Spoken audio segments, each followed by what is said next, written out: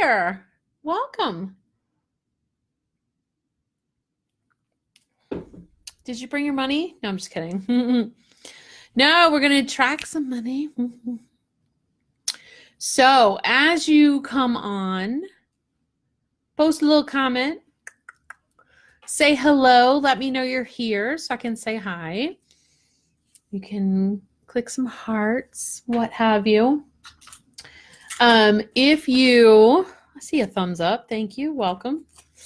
If you, I'm taping up my notes here. I did not type them. I handwrote them. Post a comment. Why didn't you show me comments? Thank you, Facebook. Okay. Hey, Christy. Hey, Melissa. Hey, Talar. Welcome. Or as Deepak would say, welcome. All right. So thank you for the hearts. If you, I was going to say if you're catching the replay, but guess what? There's no replay posted inside Club Clarity of this, right? The replay will be posted inside the Patreon private group. So I hope that you'll come and join me there because I produced a lot of very cool content specifically for that group. But it used to be kind of complicated. It was like you paid per creation, whatever.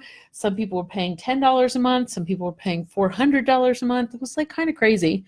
So we just like streamlined the whole thing. It's $22 a month. Okay. You get the replays to these lives. You get extra stuff. You get the monthly energy forecast. You get, you get the talking points from each video. Because I know how you are. You watch the video and you're like, that was awesome. And then like 2 weeks later, you're like, damn, what was it she said about such and such?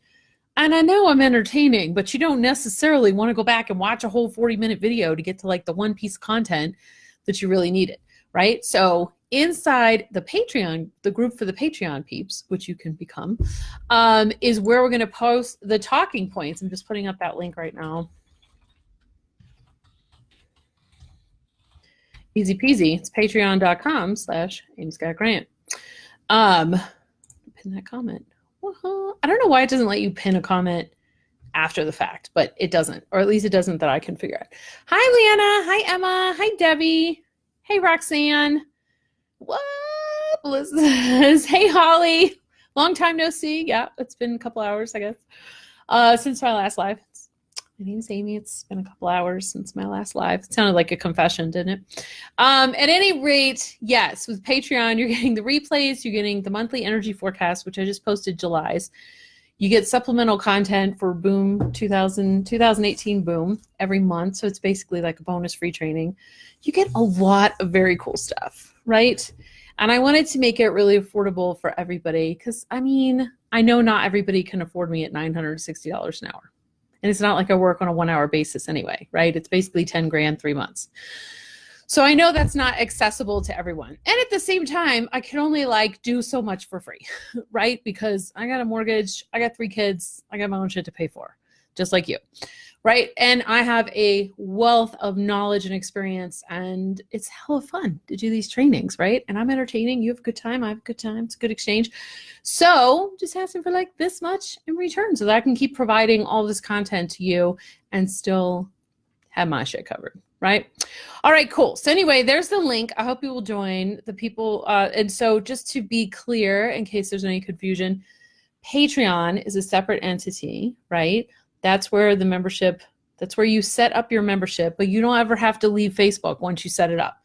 Because that was some of the feedback that I got. It was like, it's hard to remember to go log into another platform. Some of you are like, what the hell is Patreon? Never heard of that, right? I totally get that. So I just recently created a private, once we switched to monthly, to $22 a month, I created a private secret Facebook group just for the Patreon members.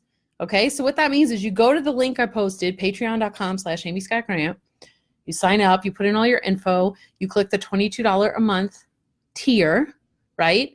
And then once this Patreon system will notify me of that, I will add you to the private Facebook group. And in fact, all of the content gets posted in the Patreon group first because I do a live there to present. Like today, I did 2 lives, did the Boom supplemental and the July forecast. Then I got to download that and import that into Patreon. So that is for the people who are not on Facebook. But you clearly, if you're watching this right now, you're on Facebook. And isn't that just hella easier? Because you're already on Facebook every day. So then you can go in and grab some awesome content, right? All right. So hopefully that is super, super clear. If not, let me know. Hey, Christina. Hey, Christina, I was just thinking about you today. I'm still like, retreat, I'm telling you. Okay, but you were just on my mind this morning, so I'm glad to see you here. Welcome. And of course, Pookie. Do you guys know Pookie? That's my husband, Andy. I'm really the only one that calls him Pookie, but you can call him that too because it's kind of funny because I call him that on social media. All right, are you ready to get started? Yes, because we're 7 minutes in and chop chop because I have a client at 3 Mountains. So super quick grounding. All right, I know why you're here. 8 money rituals, right? Are you ready? Do you have a pen and paper? Can I just say, if you're a Patreon member, you don't need the pen and paper because you're going to get like the bulleted points from this call, but just saying. Okay, number 1 is the heart chakra opening. Okay, I love this money ritual, which by the way, if you have my book, 2018 Boom, and actually if you have 2017, 16, or I think it might've been in 15 too, I walk you through a specific description of how to do that. Why is Facebook doing that? There we go. Sorry.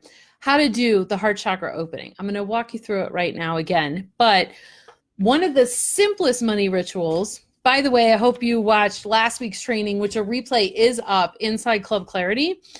But in that, we talked about money rituals, why they work and when they don't. Okay.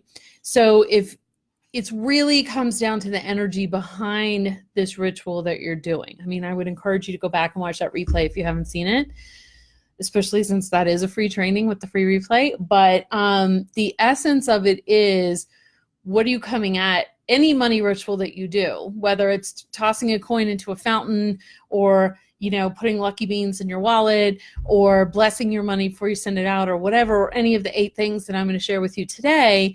What is the energy behind it?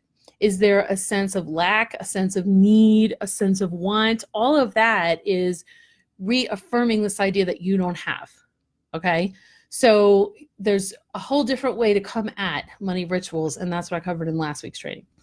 So today, so keep that in mind. Whatever you learned in last week's training, keep that in mind as you go through today's training, okay? All right, let's see. Let me... Open to receive. Oh, that was June.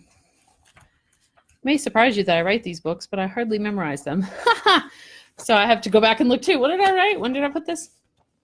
Okay, you ready? Now this is kind of like a little guided meditation. So I'm gonna read from 2018 Boom, but I'm gonna walk you through this. So as long as you're not driving or, you know, operating like, you know, a big cat operating machinery, heavy machinery, you can feel free to close your eyes and relax and enjoy this. If not, well, if you're on Patreon, you get the replay. Here we go. All right, so first take a few minutes to get comfortable, relax, focus on your breathing. Turn your attention to your heart chakra. And if you like, you can even place I happen to have a Larimer crystal right over my heart chakra today. Isn't that interesting? If you like, you can put your hand over your heart. As you relax, consider your intention for this opening. Your intention is to open yourself and receive prosperity. Whatever you desire, whatever amount of money, whatever the money's for, it is good and you deserve it. Whether it's more love, more money, more gifts, more clients, more acknowledgement, success, opportunities, travel, anything you wish. If you feel nice and relaxed, next we're going to imagine a soft pink rosebud, not yet in bloom. This tight little bud is located at your heart chakra. Now, in time-lapse video fashion, imagine that the little rosebud is opening up wide, wide, wide into a large and beautiful flower. This is the most gorgeous pink rose you have ever seen, and it's here at your heart. Breathe deeply as you roll your shoulders back to further open up the chest. Notice how you feel. All right. Super simple visualization. It took me much longer to talk you through that than it would for you to close your eyes and do it again, right? To just see that tight little bud just open way up. Like when they put a video on a rose and it takes like 2 weeks, right, for the thing to open up, but you see it in about 20 seconds. Just like that, as your heart chakra is opening up and blossoming, imagine that you are receiving, okay? By the way, if you guys have any questions as we're going through this, just post them, right? If you're catching the replay, well, if you're on Patreon, you're catching the replay, just make sure you tag me. Stop, what's happening? Make sure you tag me in your question after the fact, because otherwise I may not see it. All right, okay. Number 2, that's number 1. I call it the heart opening or heart chakra opening or the rosebud opening or whatever. Okay, number 2 is checking in with money. Now, if you're in the Lightworkers Guide group, you might have seen a live that I did earlier today on July 2nd, where it was basically an intro to using cards. And I use cards once a week to check in. I check in 3 different things, but one of the things I check in around every week is money. And I'm just checking the energy. Really, I'm using oracle cards, or I might use tarot cards. And you don't have to use cards, by the way. There's lots of different ways to check in with money. You can just connect with the energy of money. You can meditate and hold the intention that your meditation is around money. You can see an intuitive. I mean, there's all sorts of different ways that you can do this. Okay.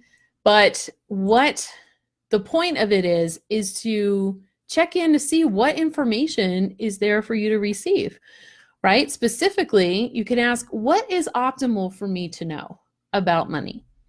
Now, as I said, I do this once a week. I do it every Monday morning because Monday morning is when I start my week, and I sit down and like I said, I check in on other things too, but money is one of the things. When I sit down in my office at my desk, that's one of the things I'm checking on. And since I am an entrepreneur, I own my own business, I might ask things like, where does money want to come from this week?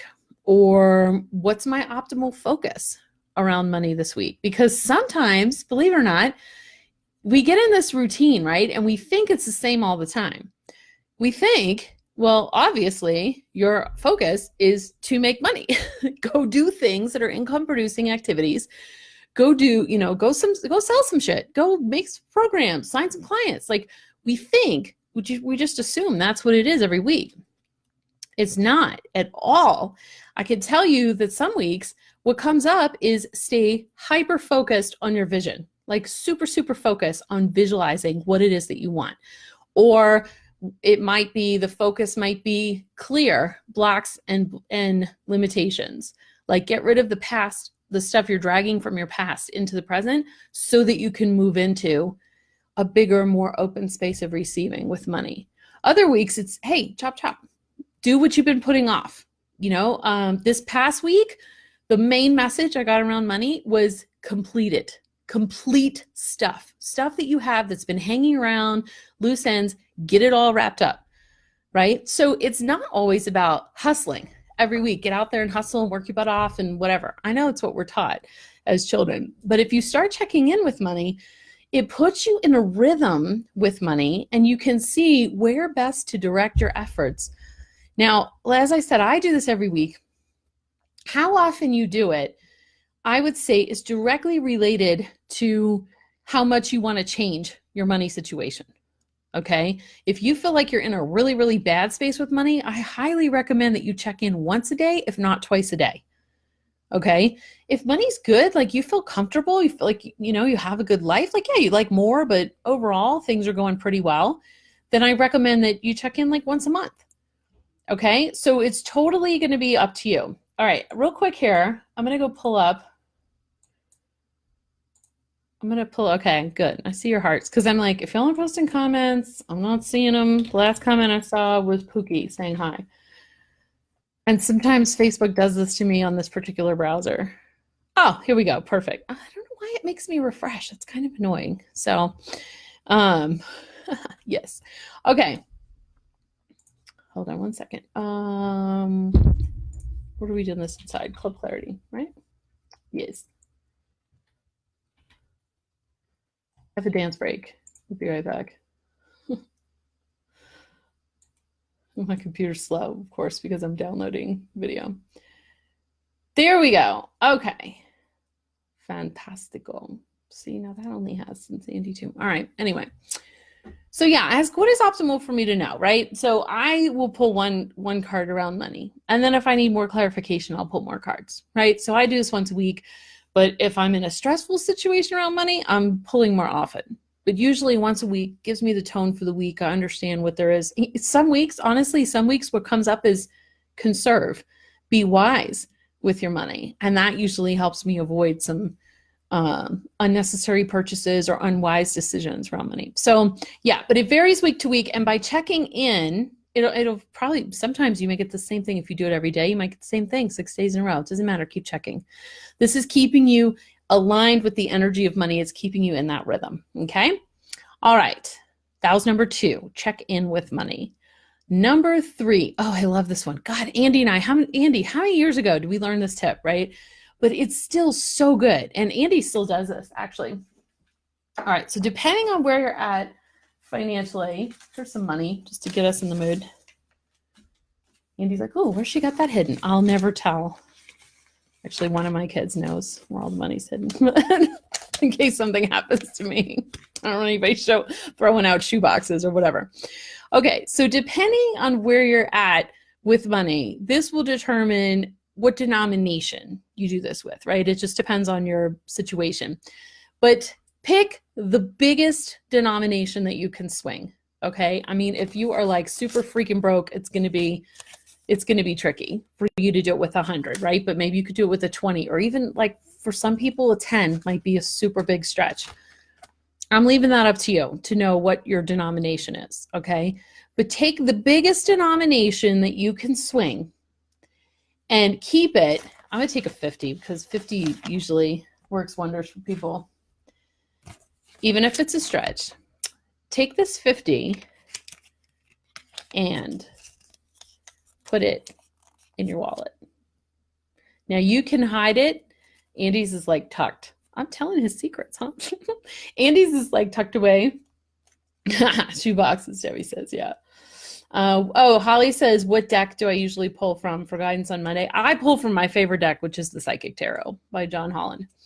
So you could fold it all up and you could tuck it. I mean, you can put it, I don't know, it's up to you, right? You might want to put it, if all your bills go straight, you might want to tuck it this way so that it shows with your, so that you can see it and get that reinforcement. But for most people, it's fine just to know it's there. Okay, now why do we do this? Because it really shifts your perspective on money.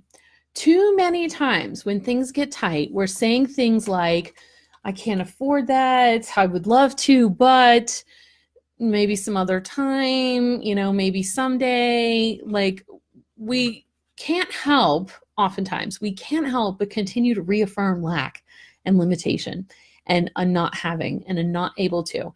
And that can feel really constricting and really limiting. And you can see how feeling constricted and limited really inhibits your ability to manifest money, right? I mean, how are you going to feel profitable and have the ability to manifest if you're constantly feeling tight, super tight, right? So by keeping a large denomination bill, again, large, relative. So it's whatever's relative for you.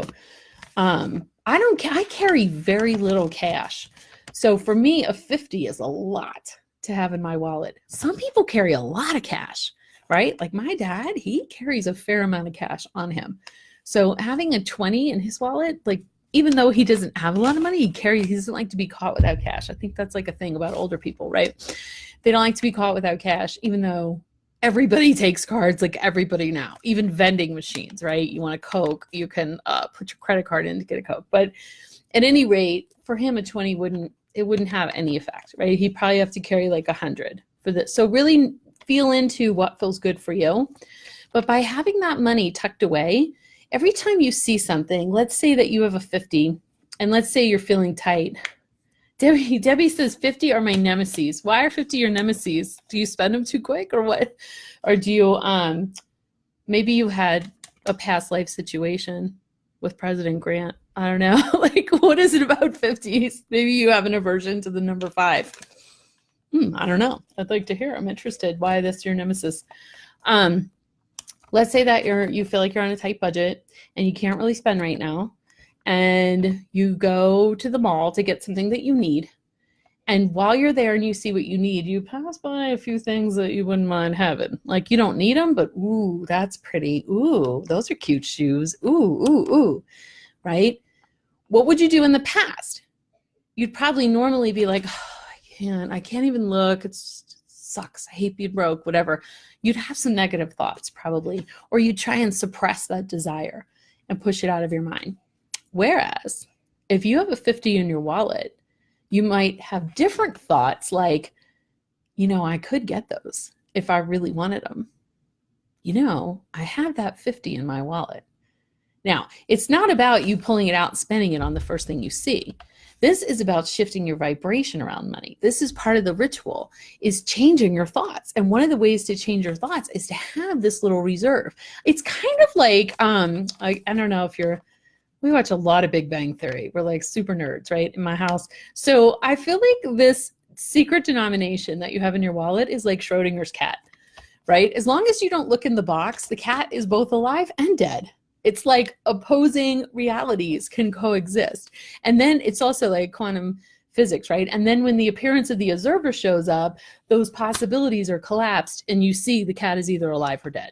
It's kind of like, I feel like this money is like Schrodinger's cat, right? As long as it's in your wallet, it is both spent and not spent. Because at any moment you could take it out and spend it. But just like having it and knowing you could spend it is very empowering, okay? All right. Oh, so Melissa too. She says they always trip me up when I'm counting and they're combined with 20s. Oh, that's interesting. In that case, the next time I meet you, I'm going to ask for change for 100. I'm just kidding. All right. So a 20, a 50, 100, a 10, whatever feels like would be lovely to have as just like mad money. It's not to be used as mad money. And you could, and it is also very empowering to know if you did get stuck somewhere and no one took credit cards and your cell phone was dead or whatever, at least you've got a little bit of cash in your wallet no matter what in case of emergency. That can also provide one thing when we're struggling with money. We usually don't feel very stable about it. And so having that cash on you is something that can make you feel very stable as well. All right, so it's about changing your mindset from I can't afford it to, I could get that if I really wanted it. It's amazing how often when we can't have it, it feels awful and we want it so bad. But when we know we could have it, I'm okay without it. I think I'd rather hang on to that 50 or that 20, right? All right, that's number 3. Keeping a high denomination in your wallet to change your thinking instead of I can't afford it to, I could get that. I could get that today. I actually have the cash to get that, right? Number 4, and this is in, I don't think I have a copy. I don't have a copy within arm's reach, but Pendulum Mojo, which I don't know, people are buying up like crazy this week. I don't know how many copies of Pendulum Mojo I sold. Just sent 2 signed copies out today, as a matter of fact, but it's blue. You know what it looks like. It has a hand with the pendulum on the front. This is a trick that I give you in Pendulum Mojo, right? Which is to ask before you spend on anything, if you start doing this as a habit, it will absolutely transform your relationship with money into a more positive way, okay? And that is to ask 2 questions before you spend. The first question is, all things considered, is it optimal for me to have this? And this could be an object, an experience. It could be a debt you're taking on. I mean, it could be anything, right? Some type of spend. So first question, all things considered, is it optimal for me to have this? Second question, if you get no, you're done. You don't have to ask the second question. If you get yes, you ask the second question, which is, does money want to go here? Now, this is the part that usually trips people up, because if it's optimal for us to have something and money doesn't want to go here, we get kind of annoyed, right? Because we feel like we're being told no, which sort of takes us back to childhood. We don't like that. It brings up all kinds of emotions and triggers and whatever. But sometimes it's not, money doesn't want to go there because, let's see, who just told me, I think it was Heidi, just told me, yeah, it was Heidi C, just told me that she recently almost made a purchase, was like ready to make a purchase, and then she just had like kind of an ick feeling. And so she opted not to make the purchase, and then shortly after found out that company had gone out of business. And this wasn't like this was like a purchase where you'd want the company to be in business in case anything went wrong with the purchase. This would not be like, buying a book and like you don't even care if the publisher goes out of business because you still have the book, and it's not like you're going to want to return it, right? So this is what this does. Asking these questions gets you more in touch with your relationship with money. It also helps boost your intuition. So sometimes you're not supposed to, like, it's not, money doesn't want to go there because this isn't the right time, or maybe it's going to go on sale next week, or you'll find a better deal somewhere else, or somewhere else will have a better warranty, or they'll have bonuses for buying it there, or the company's about to go under, or the thing is going to break, or I can't even tell you how many other reasons there could be why money doesn't want to go there. But if you only purchase when you get yes to both of those things, that would be fantastic, right? Which reminds me, Andy is actually taking the car right now to get new tires. I hope he's asking those two questions. And if you're listening, ask those two questions. Is it optimal for us to have those tires? I know you already checked that. Does money want to go there? All right. So, and by the way, that will, oh my God, asking these two questions also virtually eliminates buyer's remorse. Okay, because there's no more like, should I have gotten that? I don't know. Debbie says light bulb going off. Yep. It's like eliminated because you've checked in and you know it's optimal, and then you can move forward, okay, with confidence. So that's number 4. Ask those two questions before you spend. Does money, is it optimal for me to have this? And if yes, does money want to go here? Okay, number 5. Okay, I used to teach an entire course around feng shui. I actually still have that program eons ago. It was like, that might have been the first course I ever taught. We didn't even have video back then. I mean, we had it, but no one was doing it online. It was a teleclass. That's how old this is. But yeah, I taught it with this girl, and we'd say we put the fun in feng shui, but because nobody was funny back then in the spiritual realm, so it's quite a standout. But I like to think I still am. Anyway, I'm not going to go knee deep into feng shui. I'm just going to tell you enough to be dangerous. Okay, I'm going to tell you like this much. So listen up. Just so you can fix some feng shui stuff that's probably jacked up around money. If you're struggling with money, I can almost guarantee you there's a problem in your money section of your home or your property or your office, okay? So this is, okay, I know, before you're like, I studied in China, I know, this is Western feng shui, okay? That's the type of feng shui that I practice. I find if you don't mix and match and you stick with one, it works for you, okay? So this is Western. If your whole home has been done Eastern feng shui, go with that prosperity gua, not what I'm going to tell you. If you stand at the front door of your home, facing into your home, property, anything, okay? Hey, Terry, she says her meeting ended early. She's able to join. Hi, welcome. So we're on number 5 on the feng shui gua, the feng shui money gua, okay? So if you're standing at the front door of your home, your office, your property, whatever. And I'm going to do this backwards because I think I'm doing it right. This is so weird because the video Facebook flips the video, which is helpful because that's why the book cover is facing the right way and not the wrong way, but it's confusing, like especially if you try and put on lipstick before one of these videos, you're like, wait, I'm watching it do this side, but I'm actually moving this way. Anyway, I did an okay job today, right? All right, so all right, if you're staying at the front door, the far left, to your far left corner, That is your money gua, which just means section, just means area. Okay. In feng shui, you do like a 3x3 grid. And so like the back third, the middle third, the front third, and then like the left third, the middle third, the right third, right? This is super, super basic stuff. But when you're standing at your front door, whatever is in that far left corner, that is your money gua. That's your prosperity gua. So for number 5, first is clean up whatever's in that gua. I can't even tell you how many people are like, no, that's where all my most expensive furniture, like that's a really good gua. And I go, okay, what's on your property? And they're like, oh, that's the shed, which is full of crap. Or that's the burn pile. That's where we throw the sticks and like twice a year, burn them up. Yeah. So unless you got money to burn, there's something to fix there. So everything in feng shui is symbolic. So if you have the litter box there, if you have a toilet there, if you have the garbage pile there, if you have broken things there, if you have miniature there and you're one miniature something glass menagerie or whatever, and you're wondering why you're only attracting little bits of money. If that's where your mother-in-law lives, who you can't get along with. I mean, whatever, if there's something gross or funky or broken or icky in that energy, it is in that space of your home or property or office, it is energetically affecting your prosperity. Okay. So step 1 is clean it up. Step 2 is enhance. Okay. And again, this is like Cliff's Notes, super short, right? I have a course, like I said, there's a great book called Move Your Stuff, Change Your Life. I can't remember. I want to say Melissa, something starts with an R, wrote it. Move Your Stuff, Change Your Life. I'm certain that's the name of it. Melissa's like, oh my God, that's my compost pile.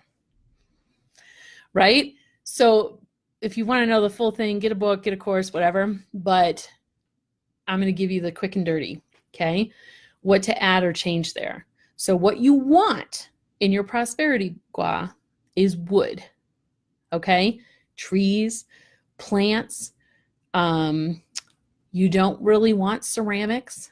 You don't want, let's see, metal cuts wood. So you want to avoid metal or move metal. You want to avoid round things, metal things, sharp things, tiny things, messy things, broken things, right? And what you want to add back are colors like green, purple, red, which is an activator.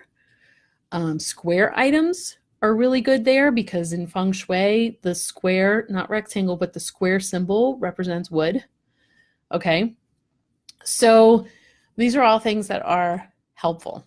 And by the way, you don't need to go out and buy a bunch of stuff. You probably can just rearrange crap in your home. You know, if you have a bunch of metal picture frames in the prosperity gua, I bet you have wooden picture frames somewhere else in your house that you can move there. If you got a bunch of metal furniture, like same thing. You can probably just shift stuff around. Okay, and then okay, and Christy says, I have a fireplace there. Fireplace is not a bad thing because what do you burn in a fireplace? Right? Or if you live in Colorado, like me, you have a fake fireplace because no one has a wood burning fireplace unless they live up in the mountains because we have like fire bans most of the days. But let's see. Oh, and water is the other good thing to have in the prosperity gua. So, okay, so Christy, you have a fireplace. That's fine. I would say, what's on your mantle? It wouldn't hurt to put like, you know, a little lucky bamboo or put up some wood or, you know, put something green, something red, something purple. Is that something you can coordinate there? John says, far left in house is the shower, in yard or 2 fruit trees. I'm giving you 2 thumbs up for that, John, because the shower, presuming you keep it clean, John's a pretty neat guy. I'm thinking he does. But as long as your shower isn't gross, that's good. That's a really good thing because you've naturally got water in that thing. And then 2 fruit trees, perfect. Take really good care of those trees, right? Okay. And Terry says, would a sink mean water element? Hell yes, it would. And guess what? Mirrors are considered water in feng shui too. So more than likely, unless it's a laundry room, if you have a sink there, you probably have a mirror over it, don't you? That's how most bathrooms are designed. So that's a good sign too. Hey, Courtney says, like a car, LOL, dang it. Well, is it like a crappy old car up on cinder blocks, or is it like your car? And if it's your car, like if that's maybe where the driveway or where the carport is on your property, keep your car clean. I would really keep your car clean if that's going to end up spending a lot of time in your prosperity gua. All right. Okay, cool. Fantastic questions, you guys. All right. So, and the third thing I would say, so with the feng shui gua, clean it up, enhance it with the things I just mentioned, and then spend some time there.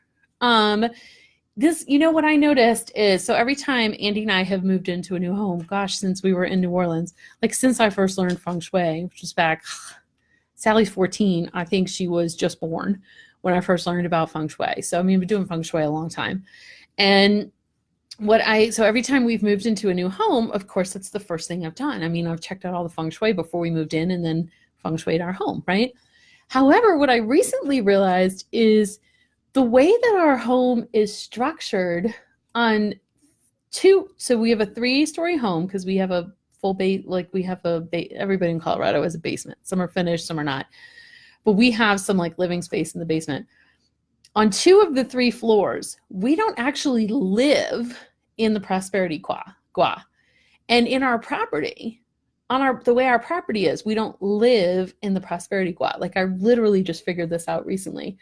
So I've been making, and what I mean by that is like in my office, the prosperity gua is like my little sacred space altar, and I have a tree, which is very good for prosperity, but there's no place to sit over there unless you just sit on the floor, right? And with our property, we have an amazing huge tree, and actually I put the bird feeder there, right, to draw more activity and action there, and that's actually worked out fantastic. It's a red bird feeder too, so it's even got that red activating color. But there was like no place to sit over there. Like it's hard to explain, but that's not a place that you can hang out, that you'd want to hang out, because all the chairs and everything are more like in our fame and family gua from the property, like the the patio furniture and stuff, the back patio furniture.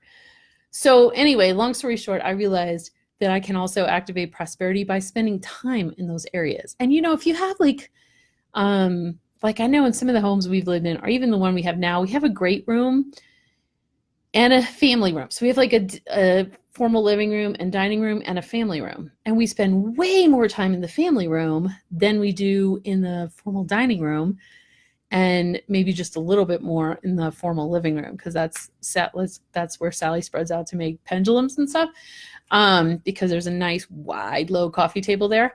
But so I'm realizing like something as simple as, if I'm going to do a quick meditation, I could sit on the floor on a pillow in the prosperity gua of my office, not a place I would normally sit, but I can do that as a way to activate energy in that section. So it's just all, by the way, I'm not necessarily recommending that you go out and do all 8 of these things I'm telling you. I just, 8's the number associated with prosperity. So I thought it would be cool to give you 8 money rituals, and you could just pick and choose. Even if you do it mindfully, even if you implement 1 today, it's going to help. Okay. So don't feel like, oh my God, I got to do this. You can implement these over time, or just pick the ones that resonate with you. You might be like, I don't know jack about feng shui. I don't know what gua she's talking. Pick whatever works for you. Okay. And just leave the rest. It's fine. No skin off my nose, right? All right. So Debbie says, inside empty corner, outside dog poo bag. Well, are you feeling kind of shitty about your prosperity? Because literally feng shui is super symbolic. And then Emma says, I have a built-in kitchen, cupboards with tea, coffee, cups, etc. So Emma, you can, in order for feng shui to work, it does not have to be visible. Okay. So you can actually get, I don't know what you call that stuff, like, shelf liner. That stuff that comes on a roll, and some of it's like tacky on the back, like you can stick it down. And some of it is that it's kind of like those things that keep rugs from skidding. Like it has a natural texture, but it's not necessarily sticky. And other ones are more like contact paper or whatever, but you can also like cut it, not peel off the backing, and just lay it flat. You know what I'm talking about? I bet you could find red of that, or green or purple, and line your shelves with it. Like it doesn't even have to show. It would be inside the cabinet. right? So it doesn't have to show to work. And I would also say, you know, if that's where you keep your tea and coffee and stuff, make sure there's always an abundance of that. And you're doing that, again, not like, I'm almost out of tea, that means we're gonna run out of money, right? There's no fear around this. It's just like, it's like a cheerful, remember we talked about in last week's, when rituals work, it's because we're like cheerful and playful and happy and unattached, right? So the next time you go out to refill your tea supply, maybe if you would normally just buy like 1 box of tea, maybe buy 3, right? Because tea's cheap. You could do that wherever you are, you know, like whatever your situation is, you could buy 3 boxes of tea and you would think, wow, what an abundance of tea we have, right? Plus, like, how cool would that be when someone comes over and you're like, I have 3 different teas to offer you. Like, that feels very fancy, right? And abundant. So, and Debbie says, yes, time to shift the shit, literally, right? Okay, Emma says, I have a front door. Okay, this is going to be the last question on feng shui because I want to move on and get through 6, 7, and 8, and then I have a bonus number 9 for you. And you probably heard number 9 before, but that's why it's a bonus. Okay, Emma says, I have a front door that is now the back door as the house was built in 1904. Should I use the original front door as the front or the one that now has the letterbox but only the postie uses? I would say whatever, that's a good question. I'd have to actually see a picture of your house or the layout. But if literally the only person that uses the front door is the postman who puts your mail in it, then I would consider your back door to be the front of your house. But also, Emma, I know that you're intuitive and I would feel into that. Like, stand in the back door, which is now your front door, and feel like, you know, okay, does that corner feel like the prosperity corner? And worst case, you could always check in. Right? You use your pendulum and say, is it optimal for me to orient the house this way or this way? Make sense? Okay. Yes, I know what you mean. I have lined the back wall with red and green and have fake money bundles in there too. Fantastic. Okay. That sounds like, if that's working for you, then that sounds like you've got the right prosperity gua. Okay. But if you're like, I mean, I did all this and I haven't noticed a difference at all, then it might be optimal to change the orientation. All right, cool. He says, oh my God, in the far left corner, I have a shelf my ex bought. My ex was a huge drain on my money. Shelf, out of here, right? Okay, good. So that's the cleanup part, Heidi. And then you want to replace it with something. Maybe you could get a little fountain, get a little floor plant, whatever, right? But something that feels really good and supportive to you money-wise. Okay, cool. Number 6. All right, so number 5 is feng shui, right? You got that? Why is my hair getting frizzy? I wonder if it's getting humid outside. Hang on, I've been talking a lot. Let me get some water. Why don't you get some water too, right? Let's take a little water break.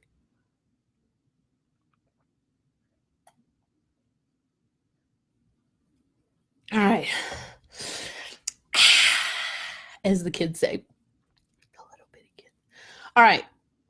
Oh, I love this one, but I'm not going to demonstrate. And those of you who know me know why. Okay, number 6. This is like one of my favorite ones, okay?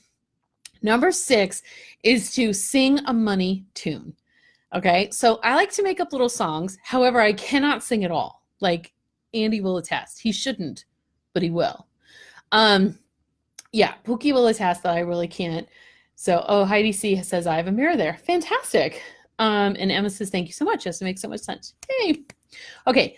I love money tunes. Okay. So I will just, okay. So my kids, we live in a great town. I love this town. And there's no freaking culture here. Okay. Their idea of culture in this town is like a free country band at the park next door. I don't know. There's no theater here. There's no whatever. I love this town. It's fantastic. But all of my kids have gotten into acting and theater. So I'm pretty much driving 30 minutes each way almost every day to bring them to shit, right? Auditions and rehearsals and camps and all of this stuff. So I spend a lot of time in the car, and only half of that time is with somebody to talk to, right? And only half of that time is with the kids. The rest of the time is by myself. And when I'm by myself, I sing loud and awful and proud. Okay? That's just what I do. So, little secret you now know about me. So I am not a good singer, and I'm not a good singer, but I'm good with the words, right?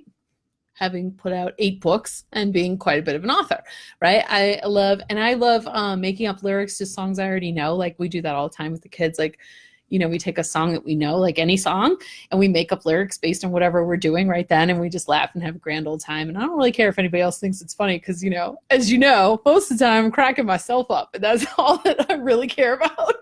It's if you laugh too, bonus, right? But as long as I think it's funny, I am happy. Okay.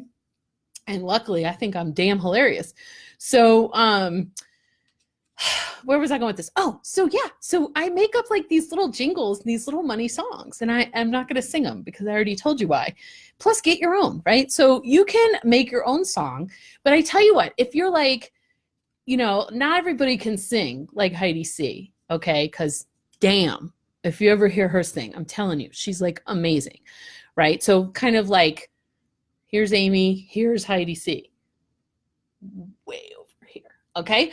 So Heidi could probably make up these like amazing, fabulous, tunes. I just keep it simple and stupid, right? Like I really just keep it like straight and to the point and make up some simple little lyrics. If I'm manifesting a car, it's like the lyrics are really simple. Like, I love my car.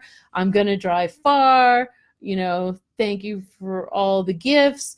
And I don't want no shit, or like whatever. I mean, just whatever. I just made that up off the top of my head. Sometimes they're better than that. But if you're like, I'm no Amy, I'm no Heidi C, guess what? You can go on a website called Fiverr. It has 2 R's. Fiverr.com, Fiverr.com. And you can find somebody to write you a jingle for like $5. Okay, so if you're like, okay, I know what I want to affirm, I know what I want to say, but I can't even think of a tune like or a song that this goes with or whatever, you could actually just pay somebody $5 to write that for you. And then you have a little jingle to sing. And whenever you're in the car by yourself, or if there's like a long line at the post office, you can like hum this little ditty, right? And you're just when I was a kid, so most of you guys know that I'm a recovering Catholic. Right? I grew up Catholic, very Catholic family, realized eventually, wow, this is so not for me, right? And not if there's anything wrong with the Catholics, but Melissa says our neighbors think we're nuts. So, I mean, like, you're in good company here, Melissa. You know what? Your neighbors might not